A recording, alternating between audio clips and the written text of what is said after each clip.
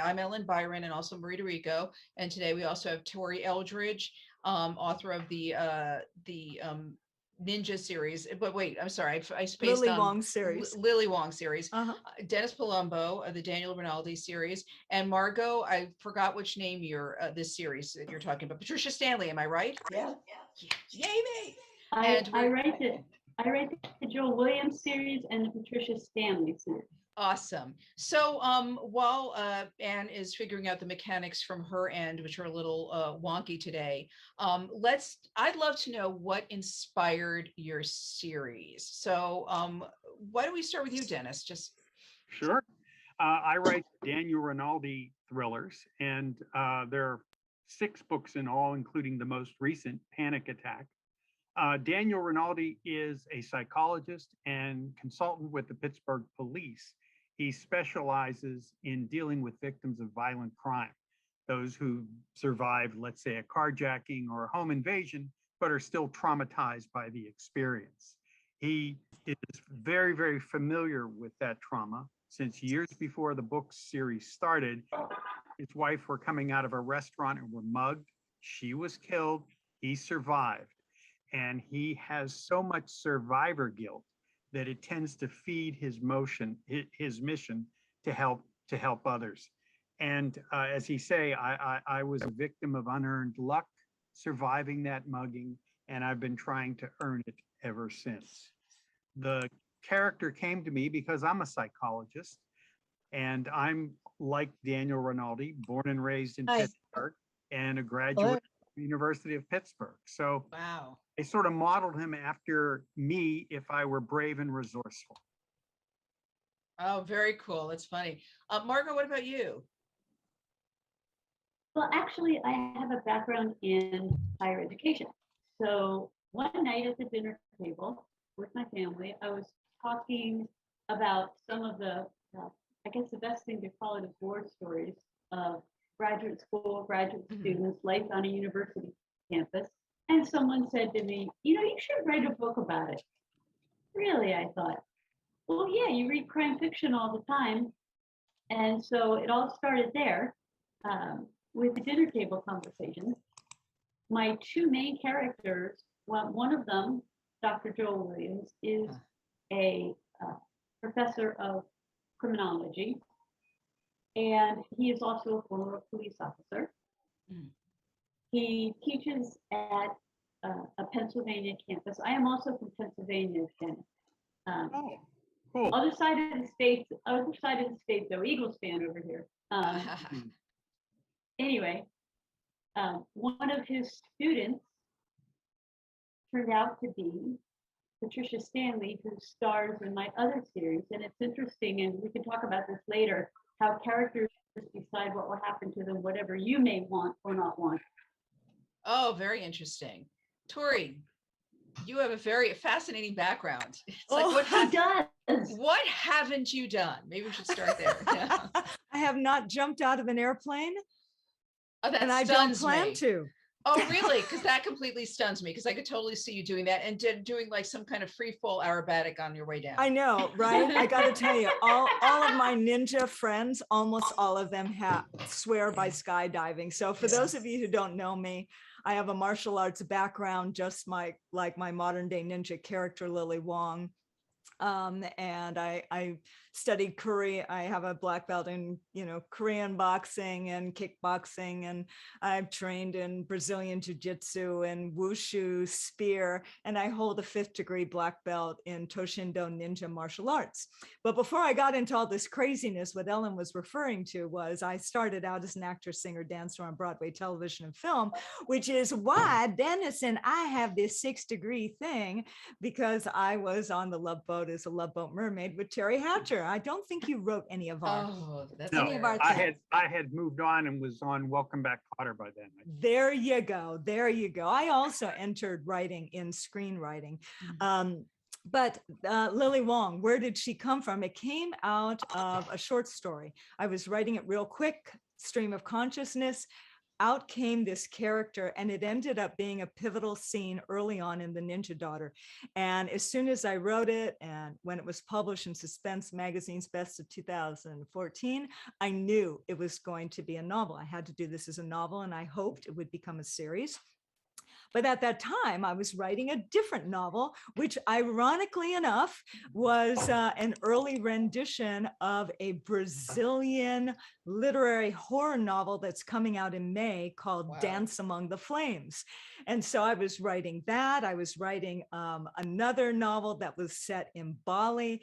And I got invited to write short stories and horror anthologies. And finally, my agent just stopped me and she said, write the ninja book. And I went, yes, ma'am. And so I wrote The Ninja Daughter, and I set up the next one. And, I just kept writing different things until it finally got picked up. And when I switched from the short story to the novel, that's when I realized just how close she was going to follow me, my personal life, because I wanted to draw from my own Chinese and Norwegian heritage.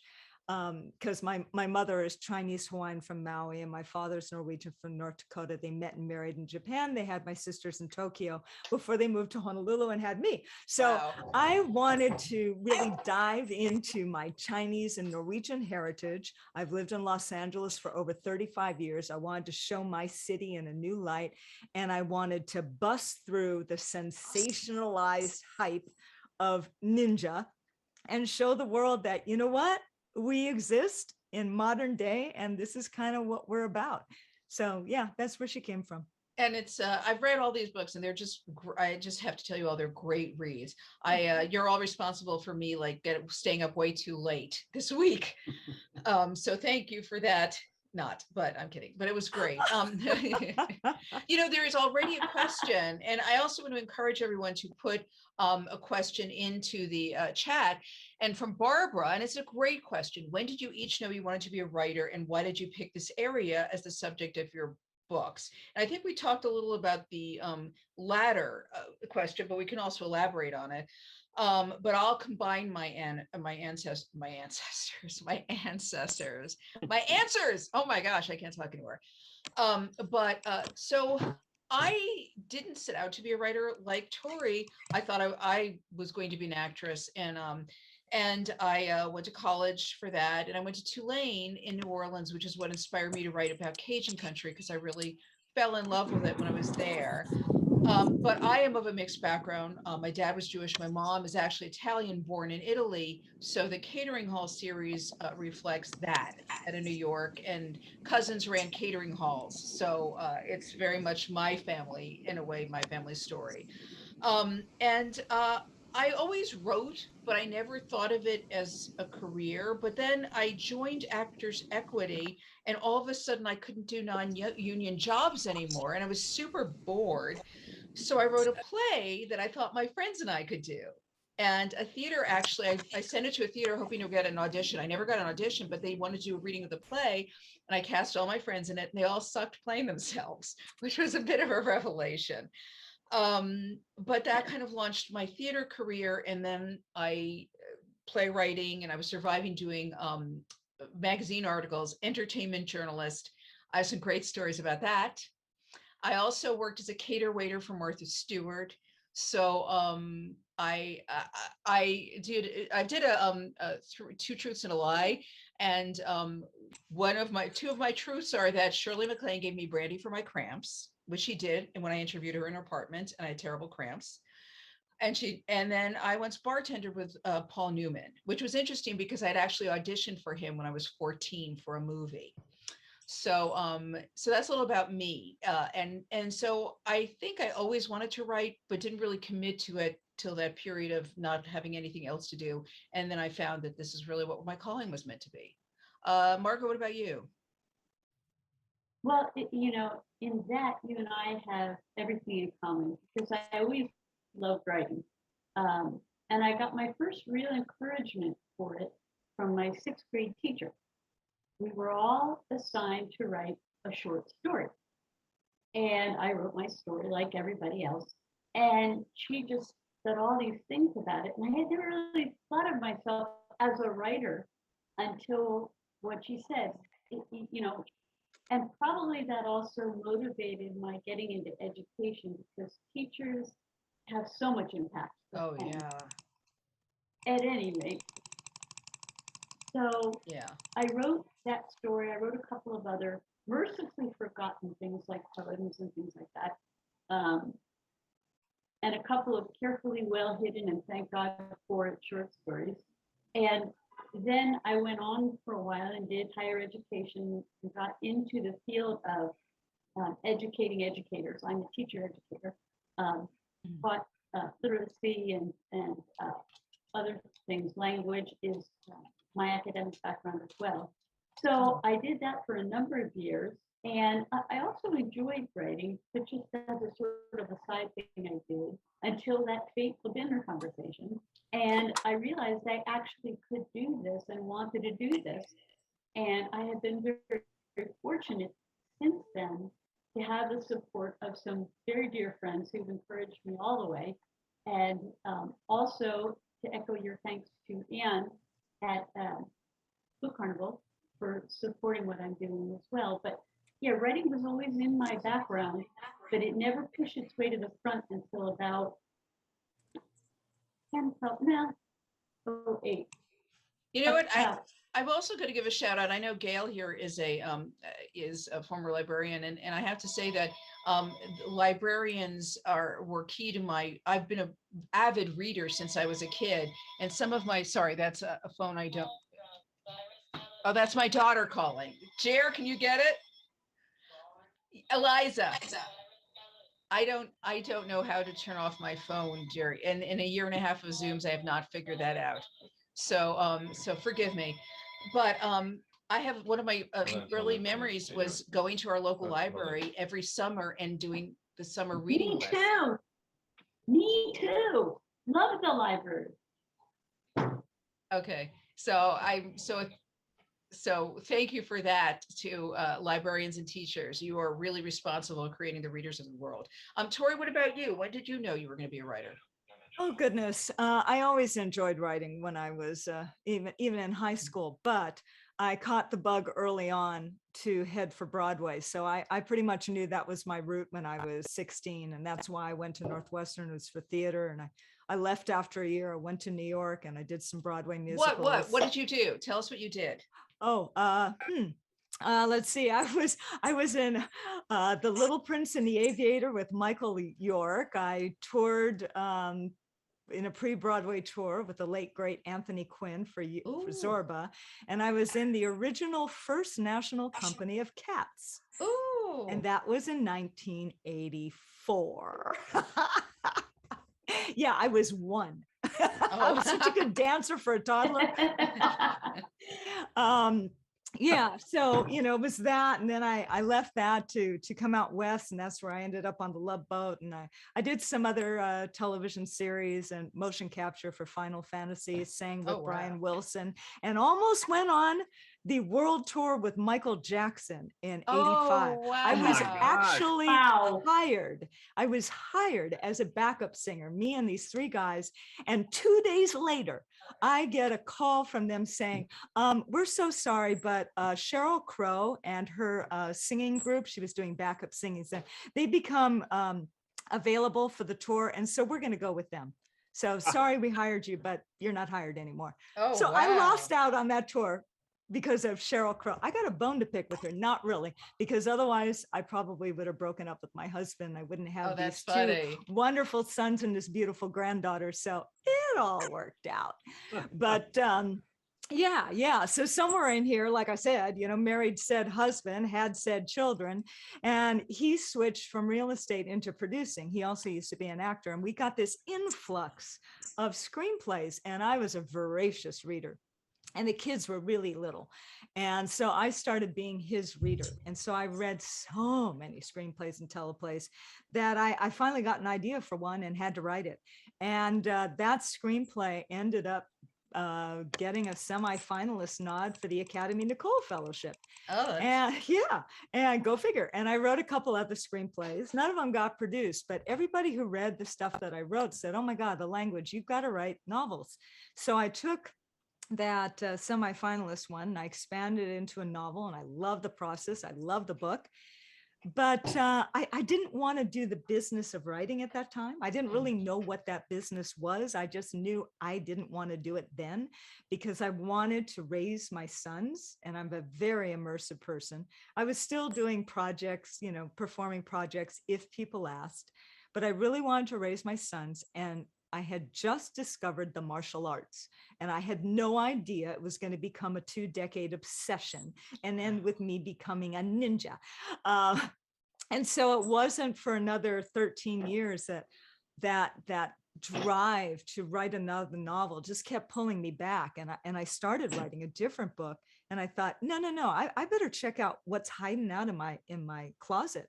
And that's what got me in. So right around, I spent 6 months preparing, and on my 50th birthday, I switched careers yet again and stopped teaching and training in ninja martial arts and women empowerment, and committed myself to a career as a novelist. That's cool. Before we ask Dennis a question, can you define ninja? Because when I think ninja, then I think other people may think the same thing. I see some, guy or girl in black completely throwing one of those stars, Crawling across the rooftop. Yes, assassin. exactly. And then flipping as they throw a star. Yeah. Well, you know what? All that is so true.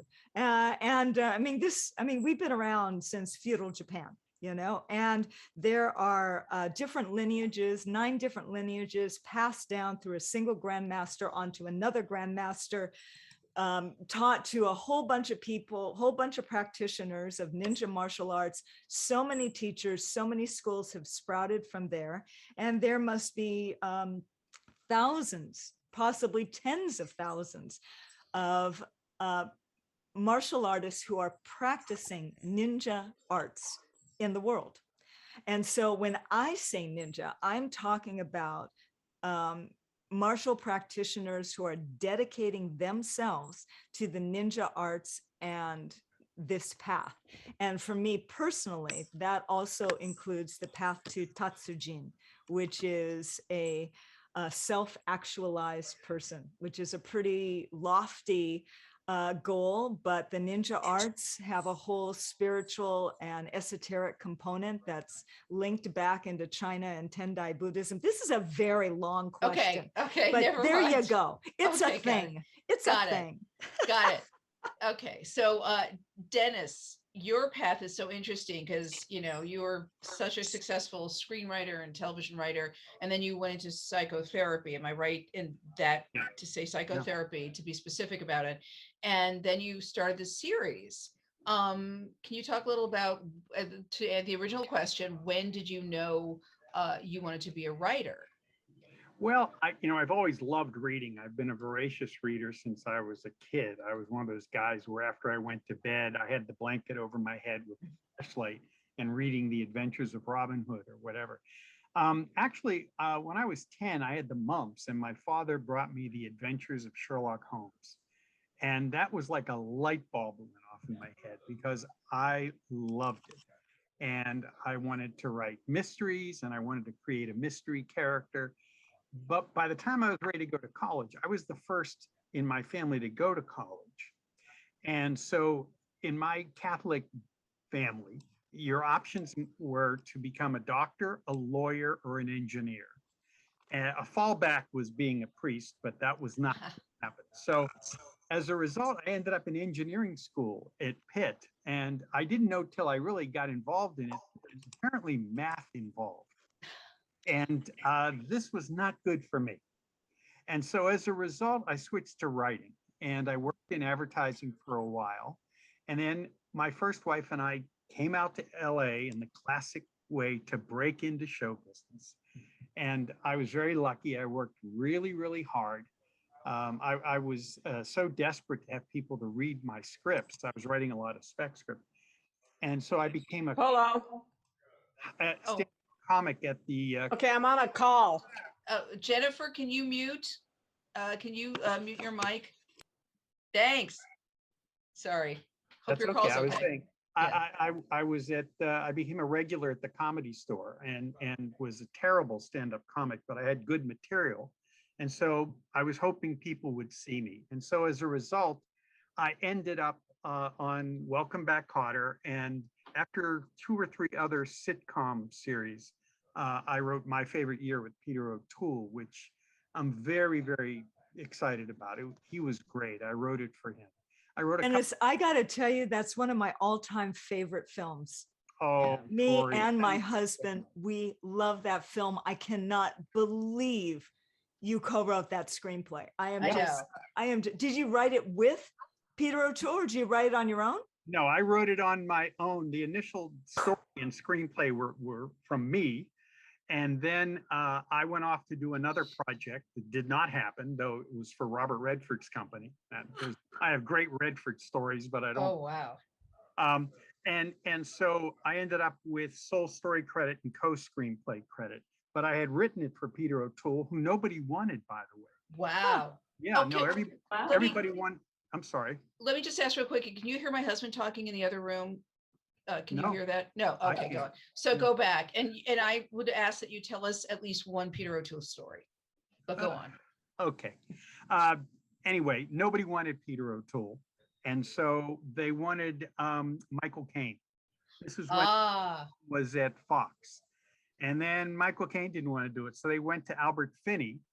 And Albert Finney said, no, you don't want me. You want Peter O'Toole.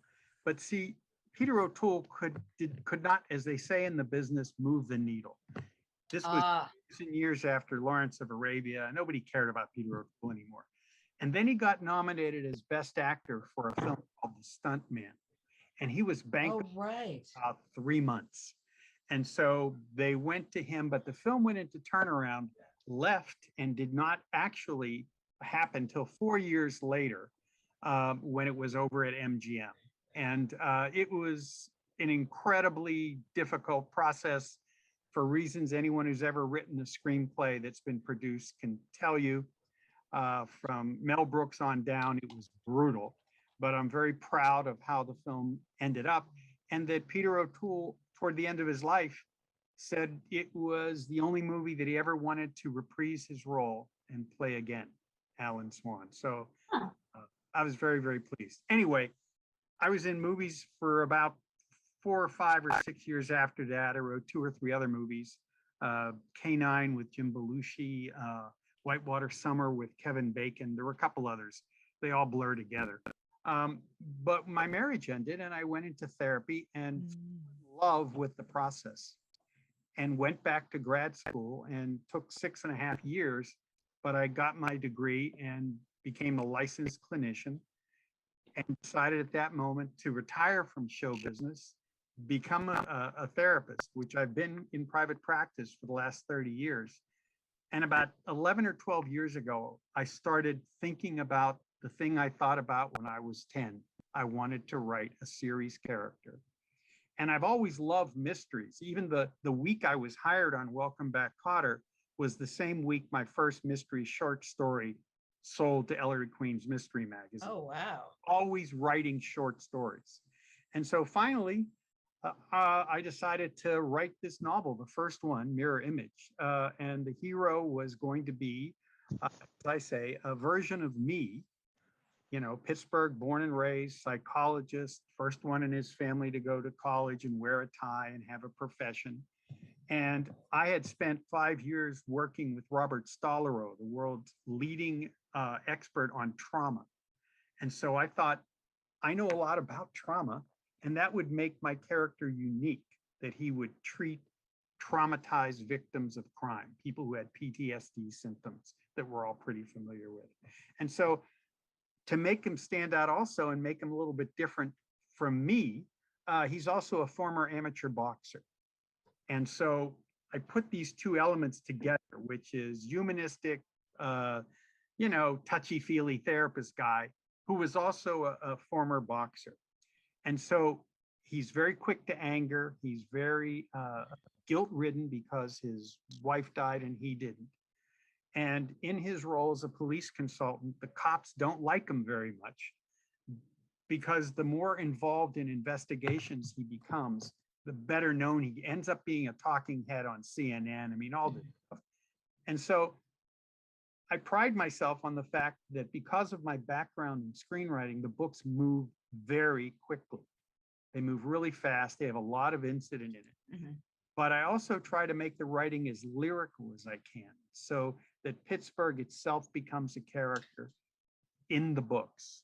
I And have to say that you do a great job of that, and Tori does it. Hong Kong, just you bring it to life so much, and Margot, your character is like, I really get inside her head, and you know, you guys are all great writers. Oh, a sidebar you brought up is that a drunk Albert Finney once hit on me in a theater bar, West Bank Downstairs Theater Bar in New York.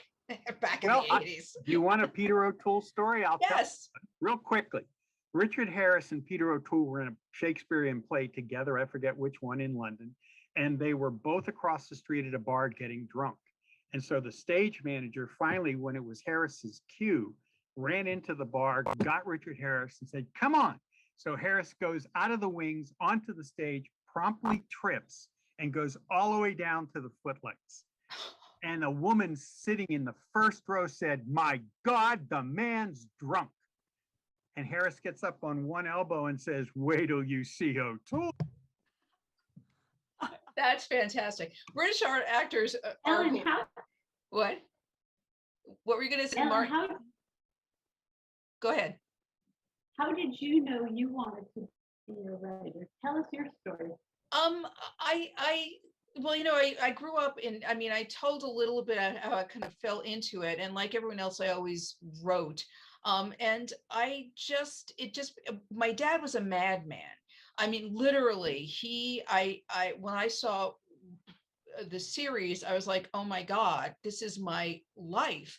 In fact, I think the first or second episode, Roger Sterling had a line. He said, "Oh, I was taking a steam with Jim Jordan." Well, Jim Jordan was a real man. He worked for BBDO, and my dad went to him and said, "I just bought a house in Westchester, Gail, a fellow Westchesterian. I love my job here. I just want to know I'm okay." And the guy said yes. 6 months later, he told my dad he could either leave the company or move to Minneapolis. So I told my mother I heard this man's name mentioned, and my mother was like, "That SOB, he got the death he deserved. He had a heart attack while he was scuba diving." So I was like, so then I'm 2007, we're on strike. The Writers Guild is on strike, and I'm picketing, and I happen to be picketing with Matthew Weiner, who created Mad Men. So I told him the story, and he laughed and he said, "You know what? After that episode aired, I got a letter from Jim Jordan's daughter, and she said if my dad was taking a steam, he was probably taking it with a bunch of women, not with." So, but that's a sidebar.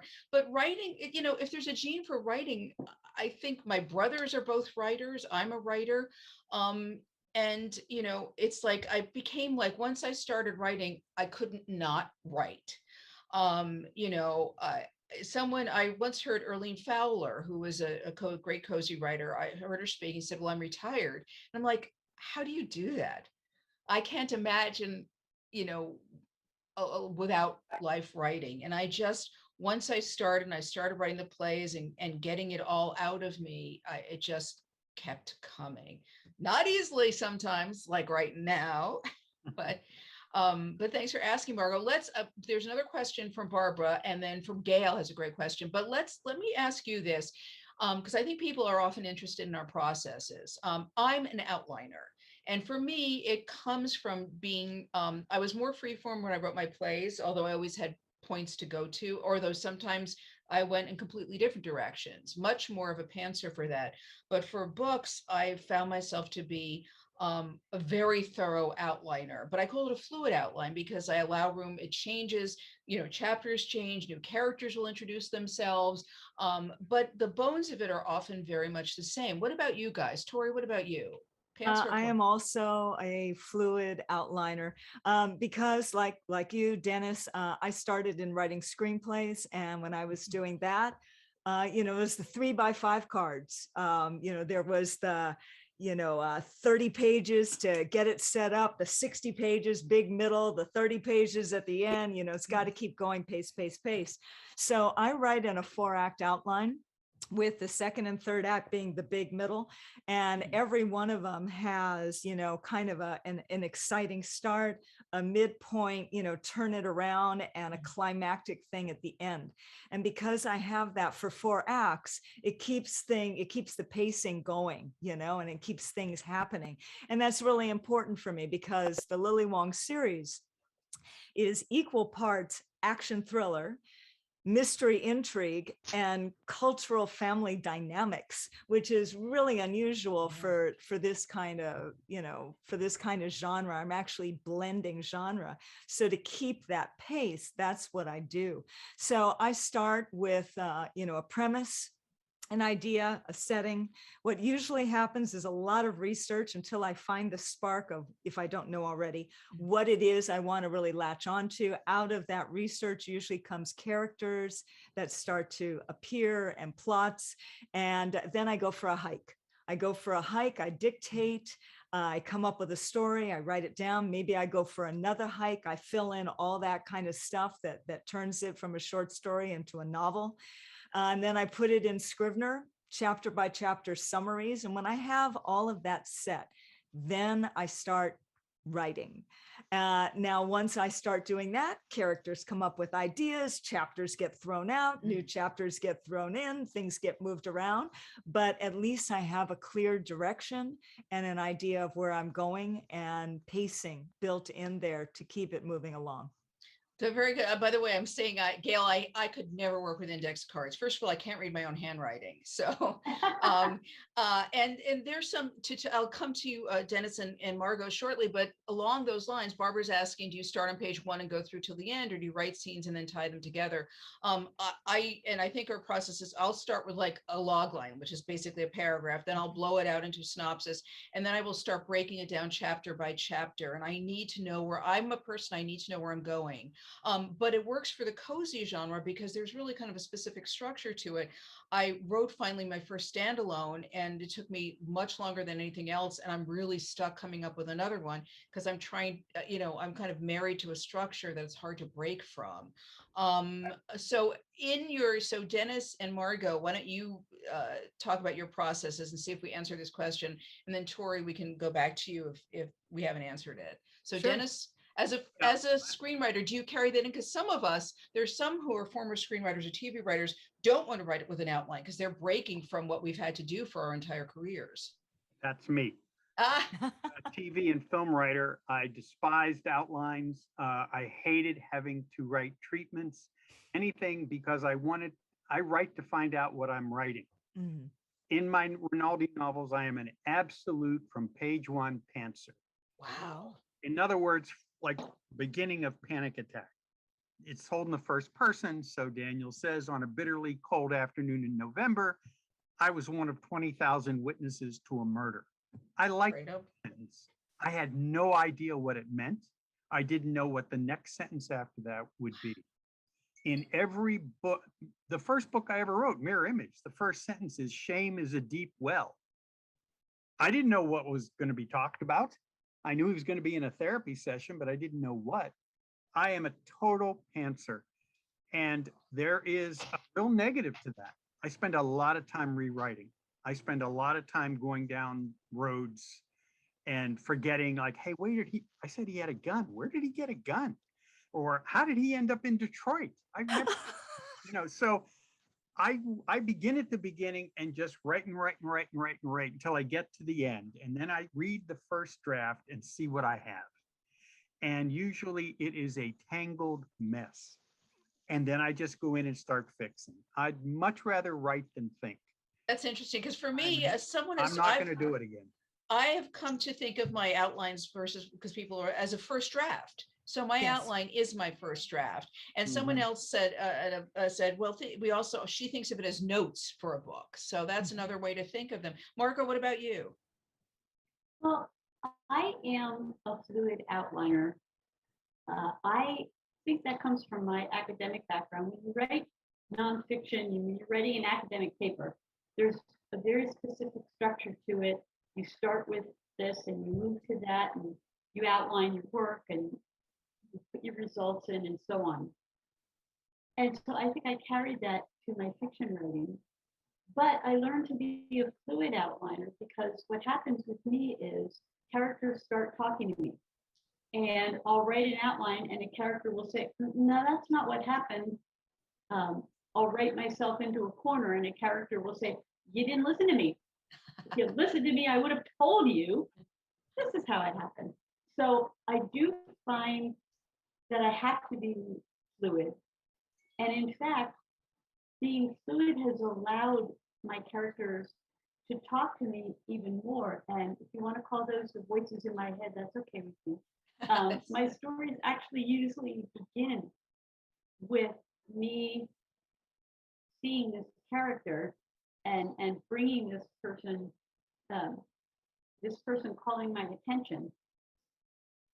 That's how it all starts. And then I think, okay, is this character going to be, since I write crime fiction, of course, I think in terms of murder victims or protagonists or what I'll have you. And I usually, oddly enough, start with the victim. Who is this person? Why would anybody want this person dead? And then I move outward. And I do plan the story, as I said. I still do the outline thing.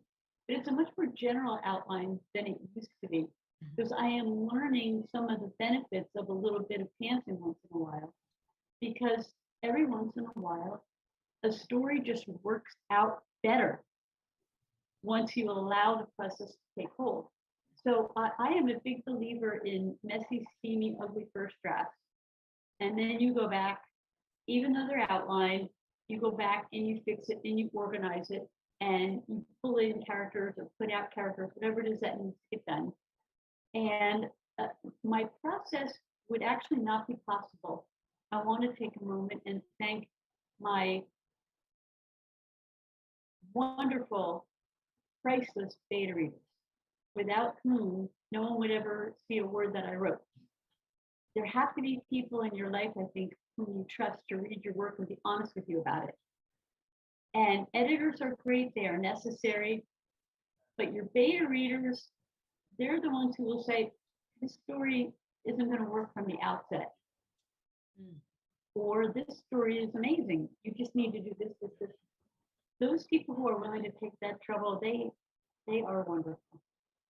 That's so interesting. By the way, I am a total outlier in one area because there are different people who pants and plot. Where I am an outlier is I believe in writing the strongest first draft you can write. Now, that doesn't mean you get trapped. And if something isn't working, you're like, well, I can't move on till this is good. There are plenty of times when I go, I'm just going to keep going.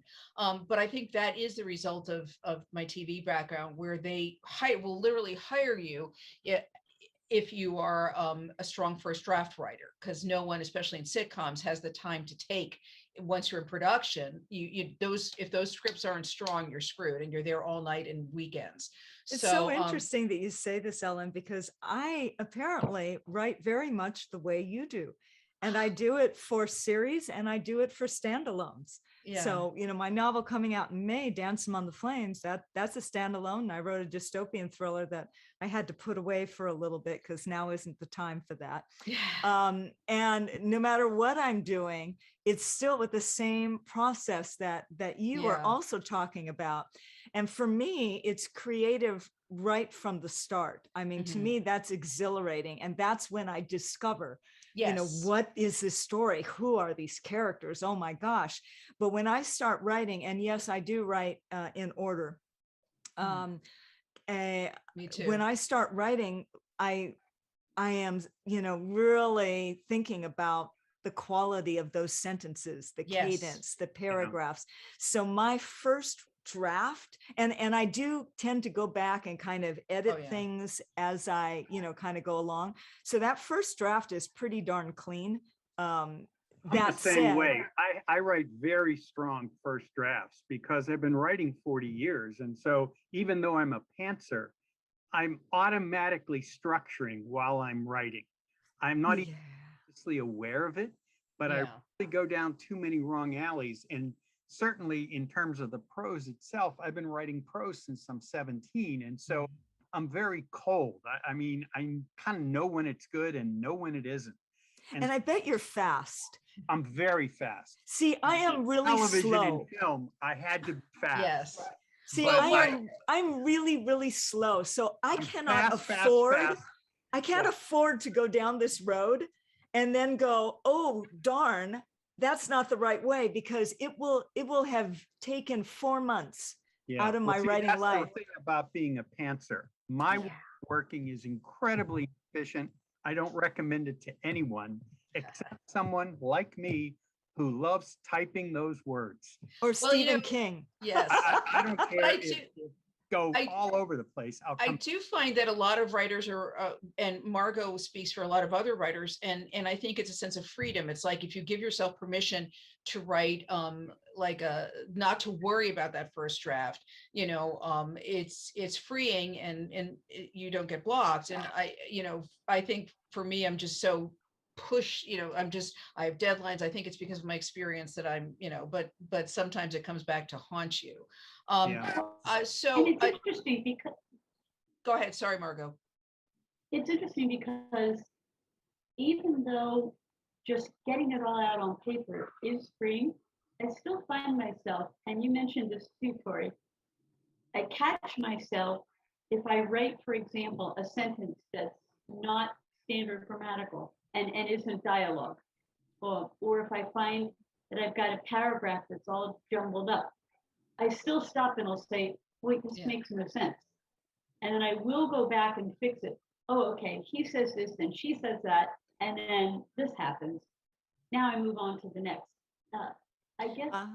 It's interesting. And Oh. you said something that, Tori, that I was, people will say I write organically, and I find that a little, I get umbrage, because I feel like, you said it too. It's like I actually created a workshop called The Organics of Outlining, because I write organically too. It's a different point in the process, that excitement and everything. I'm finding it in my outline / first draft. So Yeah. it's just a, Yeah.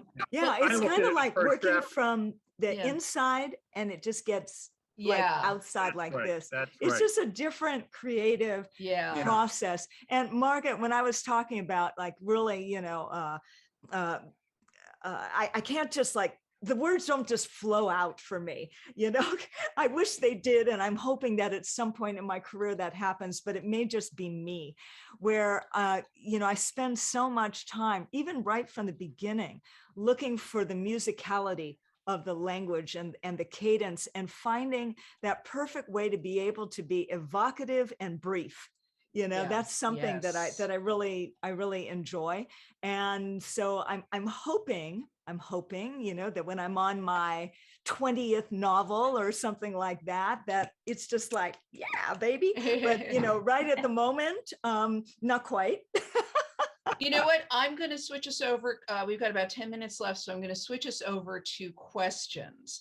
And I'm going to go back and forth in the questions to make sure. Margot, your sound is a little tricky, so I think you're on a delay or something. So just maybe just an FYI, to make sure you can articulate, or I'm not sure, but just to check your sound a little bit. So, and it may be also someone's feed, but okay, so let's see. Let me go here. Oh, Lynn asked, which other authors have had the greatest influence on your own writing? I'll just go right out and say Agatha Christie. And then Me I also, too. yeah. And I love her. And then I also read outside. I love historical mysteries, but I read outside my genre. And Louise Penny and Jacqueline Winspear encouraged me to up my cozy game. So, Dennis, what about you? Well, I love the classics. I like Raymond Chandler and Dashiell Hammett and James M. Cain. But I think I'm most influenced by Michael Connelly, Dennis Lee Hayne. I also really liked, I was enamored of Elmore Leonard. I loved his work, dialogue. I think because I came from film and TV. And right now I'm liking Gillian Flynn, Tara French, and S. Cosby. I like their work a lot.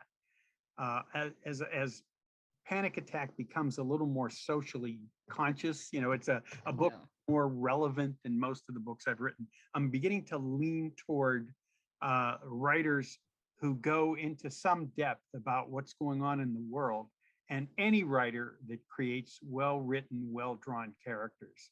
Great. I'm less drawn to people who construct fantastic plots with characters who are cardboard. That doesn't interest me as much as really great writers. Well, like Richard Price, for example. They're a wonderful writer. So Tori, oh, Sherlock sorry. Holmes, yeah, they're Yeah, really good. I like what you were saying, and I agree with you about S.A. Cosby. And I'm glad about what you were saying about, novels that really are looking at the world. I mean, it's like The Ninja Betrayed is set during the height of the 2019 pro-democracy protests for that very reason. Yeah. Mhm. I think my first influence was Pearl S. Buck with The Good Earth when I was in Yeah. 7th grade. That hit me so hard. Yeah. James Clavell. This is even before I knew that I was going to be a writer. More recently, Ken Follett, the whole Pillars of the Earth, all of that. Oh my God. And I think just for the sheer storytelling and what I was saying before about having the kind of prose where every word earns its right on the page. I think F. Paul Wilson. He's written some amazing things. I'll have to read that. Margot, what about you? Well, as I said, my greatest influence, I think, has been Agatha Christie. I've loved her work for decades. I started with the classics, Arthur Conan Doyle, and so on. I have really come to admire the development over time of Michael Connelly, who is not only prolific, but really develops plots and characters. I think his work is outstanding. Louise Penny is another whose work I think is truly outstanding. There are also other modern writers. Dennis mentioned Tara French, whose work I like. For me, the writers I admire are those who can develop characters and have you care about what happens to them, but can still keep their focus on the incidents in the plot and keep you wanting to know what happens next and following along. For me, that's a very difficult balance, and I work at it, and I admire people who strike that balance. Very cool. Along those lines, and we'll just do a quick round because there's there are 3 more questions and I want to get through them all. What was your favorite book as a child? I loved Edward Eger's book, Knight's Castle, and I still have my original copy of that because he had a very dry humor, and I totally recommend everyone read that. Little Women was a huge pager. And then when I was about 12 or 13, I started reading Dickens, who is a master mystery storyteller.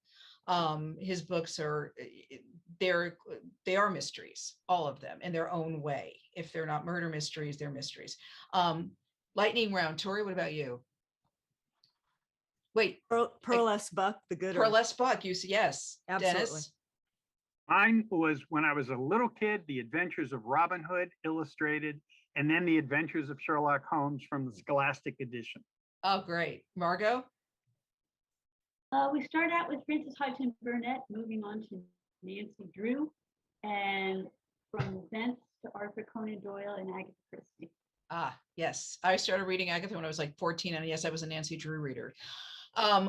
Here's a slightly longer question, so maybe you can find a short way to answer it, because we also want to tell people what we are talking about now, our books now, and what we have coming up.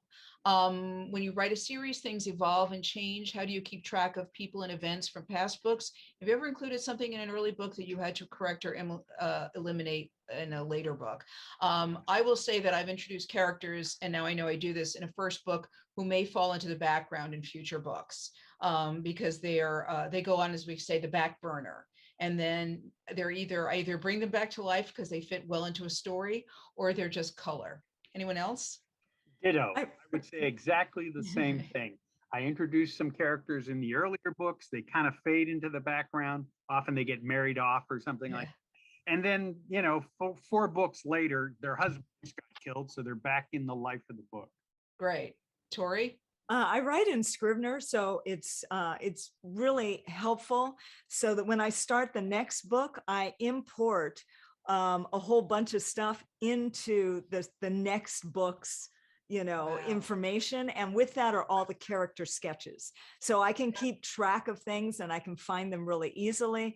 There are a lot of characters that I'll refer to, but as you guys said, that'll pull back into the distance. There are a lot of them that I let fall in the distance that I absolutely know are going to come out, and in each subsequent book there's usually one character at least and one relationship that you're going to find out a whole lot more about. Great. Margot? I do a similar thing to you and Dennis. I have characters who come in and out as they're parts of the stories that I write. Except sometimes my characters decide to take a lead role. That's what has happened with one of my characters from my second Joel Williams novel, Be Very Flat. Actually wouldn't let go of me. She wouldn't be quiet. And she became the lead character in my new series. Sometimes that happens as well. It just depends on what's happening in the story. Technically, to kind of keep myself focused, I do have a list. I don't do the pull out Scrivener thing, although I think that's a great idea. But I keep a list of the main characters that I use. Just, this is silly, so I spell their names the same way because there are so many ways to spell a name. Things like that. But yeah, my characters come in and out as I need them for the story. And we learn things about them. Unless, Cool. of course, they tell me otherwise. You know what? That's I think we've all been up that road. You know what I realized? It's we're heading toward the bar, heading for the barn, as we say. And we never talked about the books that we were here to talk about because I kind of stepped in. So why don't we do this? Because Gail asked what we have coming out. So why don't we share the book that we were here to talk about, so everyone knows what they can maybe shop for at from Book Carnival, and what our upcoming books are. So I will start. Is the book. This is Cajun Kiss of Death. It's the 7th book in my Cajun Country Mystery series, the series won an Agatha Award, has won 3 Lefty Awards for Best Humorous Novel. And it is available through Anne, and it's got recipes, as do all my books, which is hilarious because I am not a cook. I don't know how I got into that, and I regret it's not a great thing. As Gail will tell you, I actually left an ingredient out of a recipe in one of my books. God bless. And then coming up on October 26th is the 3rd book. It's beginning to look a lot like Murder, is the 3rd book in Maria Dorico's Catering Hall Mystery Series. So those are my upcoming and current books. Tori, what about you? Well, the 3rd book in my Lily Wong series, The Ninja Betrayed, just dropped on Tuesday. The first books are The Ninja Daughter and The Ninja's Blade. Even though there are 3 books in the series, you can enter Lily Wong's book with The Ninja Betrayed if you so desire. The first 2 books take place in Los Angeles, and in the 3rd, Lily and Ma go to Hong Kong on family business. And oh my God, there's a guy, the dreamy guy that Lily's mother and grandparents have been setting her up with in the first 2 books, happens to be in Hong Kong on business. So, my ninja is going to have to dig deep and get through a bunch of emotional stuff that Dennis's psychologist could really have a field day with, because she's just got a lot of stuff going on. So there's a lot of, that to deal with, and family and corporate intrigue and the 2019 pro-democracy protests and triads, so there's that. I have I'm getting ready to do a cover reveal next month for Dance Among the Flames, which is about a desperate mother who rises from the slums of Brazil to become a fearsome wielder of Quimbanda magic. Ooh, very different. Ooh. And then I have a short story that's going to come out in a MWA anthology at some point soon, I hope.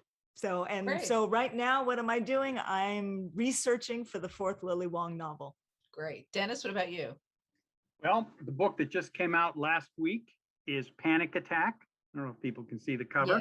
And it is the 6th book in the Daniel Rinaldi series. I'm very proud of this book. I think it's one of the best in the series. And as I said, it's the first one that really takes on a socially relevant aspect of life today in the world. As to what I'm doing next, I can't get a hold of Daniel Rinaldi. I keep calling and leaving messages, but he doesn't return. So I don't exactly know what he's involved in next time. He'll tell me when he's good and ready. Tell you with that first line. Yes, when I have that first sentence. Yes. Margot? Yeah, but I'm not sure I'm going to use it. Okay. Margot, what about you? This is A Matter of Motive. It is the first in my Patricia Stanley series, which is the 2nd series. Still working on my first series, but my Joel Williams character doesn't return my calls either, so we're waiting a little bit. Patricia Stanley has just become a police detective, homicide detective, and she's trying to make good and start out well. And she gets her first murder case. It takes place in suburban Philadelphia. It was an interesting experience for me because Patricia was a character in, as I said before, my second Joel Williams novel.